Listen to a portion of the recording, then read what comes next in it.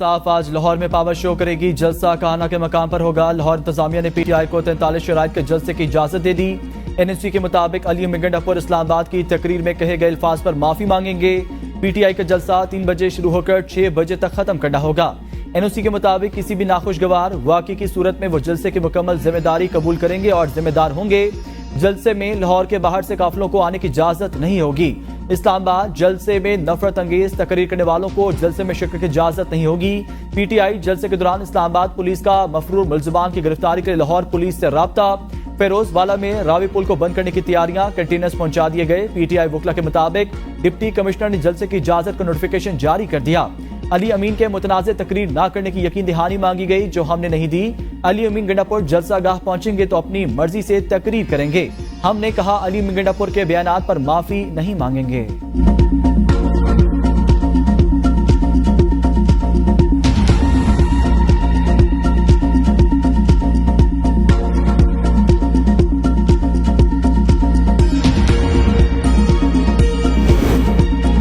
हुकूमत को बिला वजह PTI जलसों में रुकावटें नहीं डालनी चाहिए। तहरीक इंसाफ का रिकॉर्ड है, जलसे के नाम लेकर हमले करते हैं। बिलावल भुट्टो कहते हैं कोई इनकार नहीं कर सकता, जुडिशल रिफॉर्म जरूरी हैं। इस अदालत ने मुशर्रफ को आइन में तरमीम का इख्तियार दिया। आइनी तरमीम पर काम बहुत पहले से शुरू करना चाहिए था।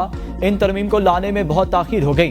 चीफ जस्टिस मंसूर अली शाह ही बनेंगे। सानिया APS के बाद मिलिट्री कोर्ट बनाई गई। हुकूमत को कहा है अहवाल में दहशतगर्दी बारे ब्रीफिंग होनी चाहिए। हुकूमत को तजवीज दी इस तरमीम के साथ मिलिट्री कोर्ट्स के क़याम की तजवीज ना लाएं।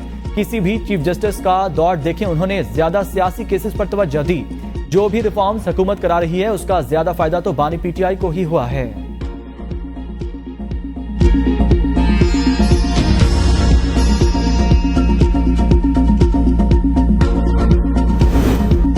पार्लियामेंट ऐसी कानून साजी कर सकती है जिसका माजी से इतलाक होता हो। आर्टिकल 9 और 28 में दिए गए हकूक खत्म नहीं किए जा सकते। पार्लियामेंट के कानून साजी के इख्तियार पर सुप्रीम कोर्ट का अहम फैसला। 41 सफात का फैसला जस्टिस मंसूर अली शाह ने तहरीर किया। फैसले में कहा गया आर्टिकल 12 के मुताबिक फौजदारी मामलात में कवानीन के माजी से इतलाक नहीं हो सकता। कवानीन के माजी से इतलाक होना आइन से मशरूत का मतलब वाज़ेह है। कानून साजी आइन में दी गई हदूद के मुताबिक ही मुमकिन। सिर्फ आइन शिकनी से मुतल्लिक फौजदारी मामले पर कानून साजी माजी से हो सकती है। सिविल हुकूक को माजी से लागू करने का पार्लियामान और सूबाई असम्बलियों को इख्तियार नहीं। कानून के माजी से इतलाक से अफ्रीकैन के हकूक मुतासिर हो सकते हैं। अदालत ने सिंध हाई कोर्ट का फैसला कलअदम करार देते हुए निजी कंपनियों की अपीलें जुज़वी मंजूर कर ली।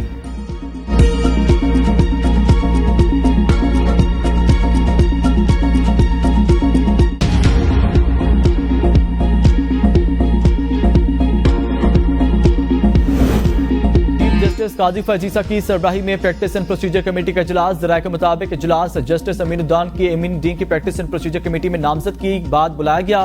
प्रैक्टिस एंड प्रोसीजर कमेटी इजलास में जस्टिस मंसूर अली शाह की अदम शिरकत। जस्टिस मंसूर अली शाह मसरूफियात के बायस इजलास में शिरकत ना कर सके। जस्टिस मंसूर अली शाह अदम शिरकत के बायस इजलास बगैर कार्रवाई पर पीर तक मुअख्खर। प्रैक्टिस एंड प्रोसीजर तरमीमी ऑर्डिनेंस नाफिज होने के बाद जस्टिस मुनीब अख्तर 3 रुकनी जजेस कमेटी से बाहर हो गए थे। चीफ जस्टिस काजी फजीसा ने जस्टिस अमीनुद्दीन खान को कमेटी रुकन नामजद किया था। Justice Aminuddin Khan seniority list में 5वें नंबर पर हैं।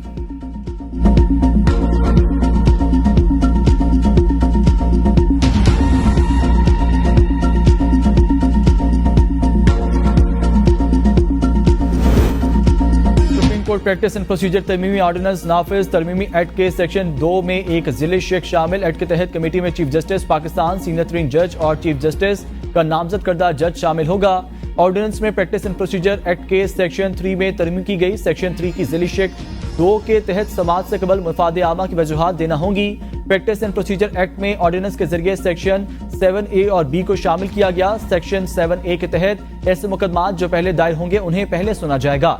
कोई अदालती बेंच अपनी बारी के बरखिलाफ केस सुनेगा तो वजूहात देना होंगी। सेक्शन 7B के तहत हर केस अपील की रिकॉर्डिंग होगी। ट्रांसक्रिप्ट तैयार किया जाएगा। ऑर्डिनेंस के तहत अदालती कार्रवाई की ट्रांसक्रिप्ट और रिकॉर्डिंग अवाम के लिए दस्तयाब होगी। वफाकी काबीना ने सर्कुलेशन समरी के जरिए ऑर्डिनेंस की मंजूरी दी है।